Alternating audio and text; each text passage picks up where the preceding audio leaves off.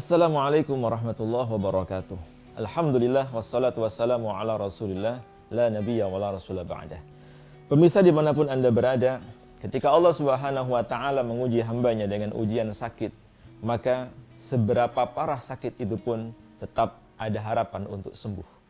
Karena Allah Subhanahu wa ta'ala tidaklah menurunkan suatu penyakit, melainkan pasti Allah juga menurunkan obatnya. Ketika Rasulullah SAW menjenguk salah seorang sahabiah yang saat itu juga sedang mengalami sakit, Rasulullah kemudian bertanya kepada Ummul Masib itu, "Wahai sahabiah, apa yang kau rasakan? Apa yang saat ini engkau rasakan?" tanya Rasulullah SAW. Beliau kemudian menjawab, "Wahai Rasulullah, aku merasakan sakit yang sangat menyakitkan ini. Mudah-mudahan demamku tidak diberkahi oleh Allah," kata sahabiah itu. Mendengar itu kemudian Rasulullah SAW mengatakan, "Janganlah sekali-kali engkau mencela sakit. Janganlah engkau mencela demam." Tidak hanya demam sebetulnya, kita dilarang oleh Rasulullah mencela sakit apapun. Salah satunya adalah demam.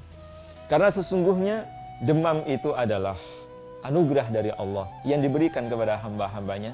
Dengan demam, flu dan lain sebagainya itu ibarat api yang bisa menghilangkan karat yang terdapat pada besi atau bahkan emas.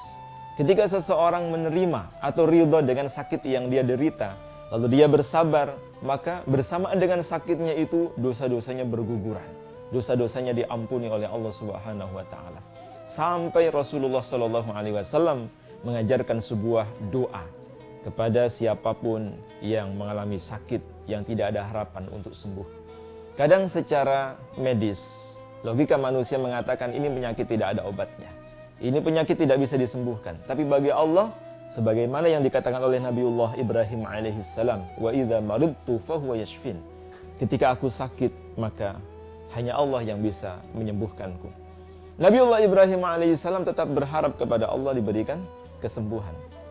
Begitu pula yang diajarkan oleh Rasulullah SAW kepada umatnya. Ketika ada di antara kita yang menderita sakit, sehingga semuanya angkat tangan, semua sudah mengatakan tidak ada harapan untuk sembuh, kita tidak boleh berputus asa, apalagi kemudian mengakhiri hidup dengan cara-cara yang tidak diridhoi oleh Allah. Nabi mengajarkan kepada kita sebuah doa apabila kita merasakan penyakit yang begitu berat kita derita. Apa doanya? Beliau SAW mengatakan, apabila salah seorang di antara kalian merasakan sakit yang tidak ada harapan untuk sembuh, maka bacalah, "Allahumma ahyini ma kanatil hayatu khairal li, wa tawaffani idza kanatil wafatu khairal li." Yang artinya, ya Allah, hidupkanlah aku apabila kehidupan itu adalah yang terbaik untukku, dan wafatkanlah aku apabila kematian itu memang adalah yang terbaik untukku.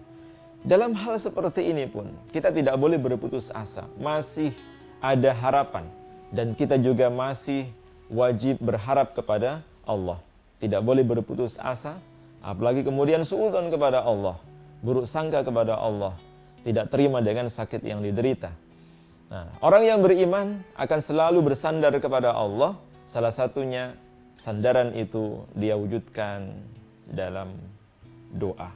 Ya Allah, apabila kehidupan itu adalah yang terbaik untukku, maka berikan aku kehidupan. Tapi kalau seandainya kematian itu adalah yang terbaik untukku, maka aku serahkan semuanya kepadamu.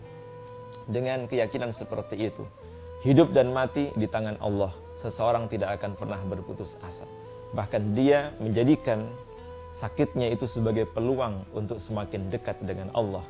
Karena salah satu orang yang doanya dikabulkan oleh Allah adalah orang yang ketika diuji oleh Allah, salah satunya dengan ujian sakit pun, ketika tidak ada lagi yang bisa disandari, dia hanya bisa bersandar kepada Allah Subhanahu wa ta'ala. Karena memang tidak akan pernah kita bisa bersandar kepada selain Allah. Kita bersandar kepada bangunan, bangunan itu bisa runtuh. Kita bersandar kepada pohon, pohon itu bisa roboh.